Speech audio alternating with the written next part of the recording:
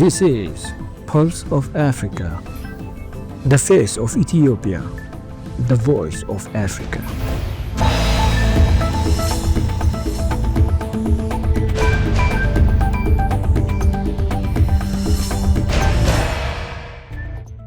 Hello and welcome to Pulse of Africa News. I am Samia Mohammed with the latest.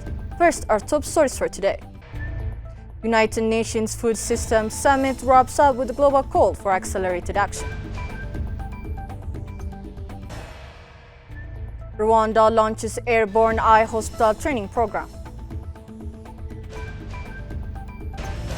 Morocco's king call for addressing regional inequalities.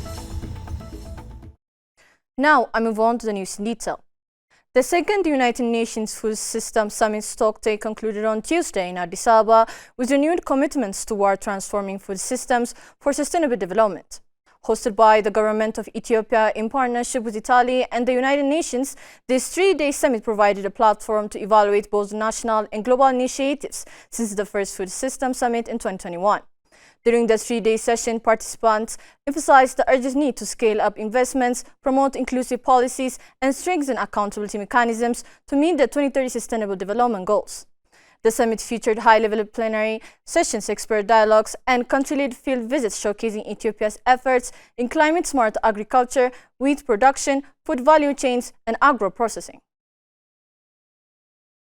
Rwanda has launched a two-week medical treatment and training program at Kigali International Airport in the Rwandan capital using the Orbeez Flying Eye Hospital, a fully accredited ophthalmic teaching hospital housed in a converted MD-10 aircraft. This marks the first time the Flying Eye Hospital has landed in Rwanda. The initiative aims to strengthen the skills of local eye care teams, raise awareness about eye health, and expand access to sight-saving care across the country. The aircraft is equipped with state-of-the-art operating theater, a classroom, and an advanced simulation center allowing for both hands-on treatment and immersive medical education. Morocco's King Mohammed VI urged on Tuesday the government to elaborate a new generation of reforms to ensure equal development between the country's regions. While the level of poverty has dropped in Morocco from 11.9% in 2014 to 6.8% in 2024, some inner regions show above average poverty levels, according to the National Statistics Agency. Some regions, particularly in rural areas, are still suffering from poverty and vulnerability due to a lack of infrastructure and basic facilities, the king said. The new reform should aim at improving social services, education, healthcare, and water management, as well as promoting employment, he said. Malawian President Lazarus Chakwera has ordered the country's recently dissolved parliament to reconvene on August 5 to amend the voting law to ensure that all eligible citizens, including those assigned to duty on election day, can cast their votes. Malawi's 2019 to 2025 parliament was dissolved recently by National Assembly Speaker Catherine Gotani-Hara in line with constitutional provisions for an election year. However, the Constitution empowers the President to recall Parliament before a general election if a constitutional crisis is deemed to have arisen. A supplement to the government gazette dated Friday and signed by Chakwera confirmed the decision to convene Parliament to consider amending the Presidential, Parliamentary and Local Government Election Act. In other news, the UN Security Council on Tuesday adopted a resolution to extend for a year until July 31, 2026, the sanction against armed groups operating in the Central African Republic, as well as other individuals that undermine peace in the country.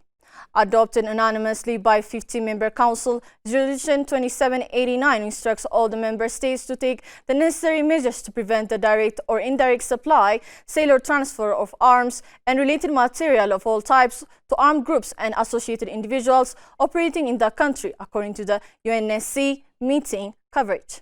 It also extends the mandate of the panel of experts that assists in the implementation of the sanctions until August 31, 2026. A 3 to 4 meter high tsunami wave was observed in the Yelvosky district of Russia's far eastern Kamchatka Peninsula on Wednesday following magnitude 8.7 earthquakes, local authorities said. Earlier, the peninsula was hit by magnitude 8.7 earthquake, the strongest since 1952, according to the Kamchatka branch of the Geophysical Service of the Russian Academy of Sciences. The U.S. Geological Survey, which reported the magnitude at 8.8, said the quake occurred at depths of 19.3 kilometers and was located 126 kilometers east-southeast of Petropovsky Kamachysky, a city of 165,000 on the coast of Avacha Bay. The story of resurgent Ethiopia and burgeoning Africa is here, only on the Pulse of Africa channel, all the time. Pulse of Africa, the face of Ethiopia, the voice of Africa.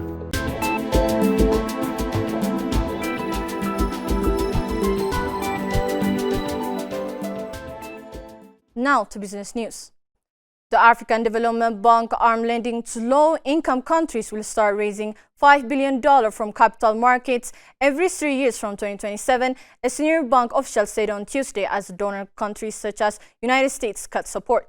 We have an ambition to go to the capital markets and raise funding which will help us diversify the way that we fund ourselves, said Valerie Dabedi, AFDB's head of resource mobilization and partnership, during a briefing. We believe that we can raise up $5 billion in every 3-year cycle. But in order to get there, we have to actually change our character, she said, adding the process of doing so was already underway. The Africa Development Fund facility has provided $45 billion in concessional credit to 37 low-income African countries since it was established in 1972.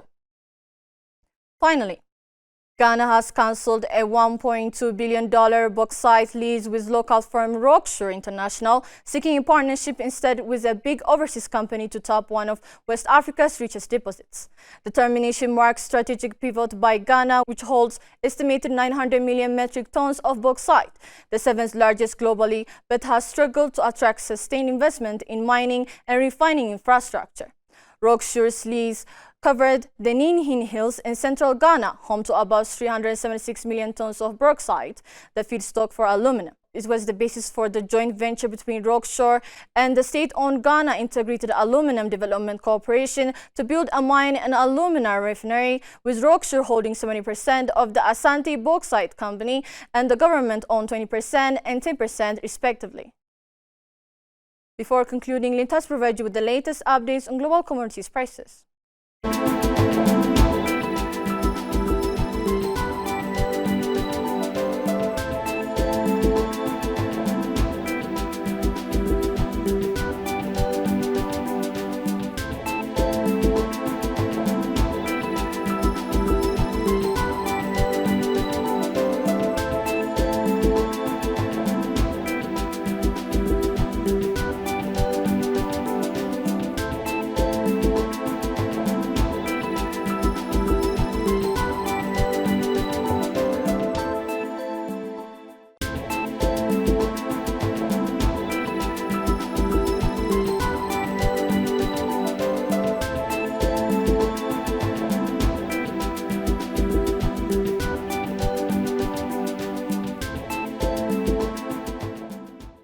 Now to weather updates.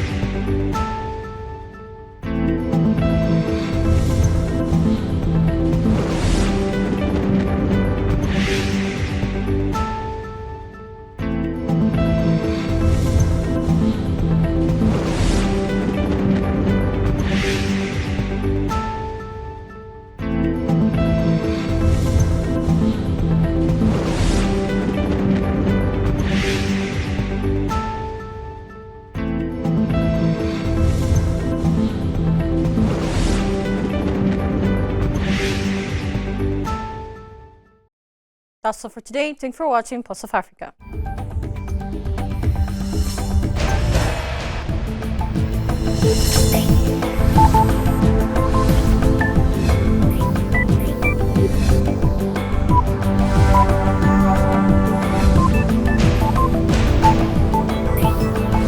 This is Pulse of Africa, the face of Ethiopia, the voice of Africa.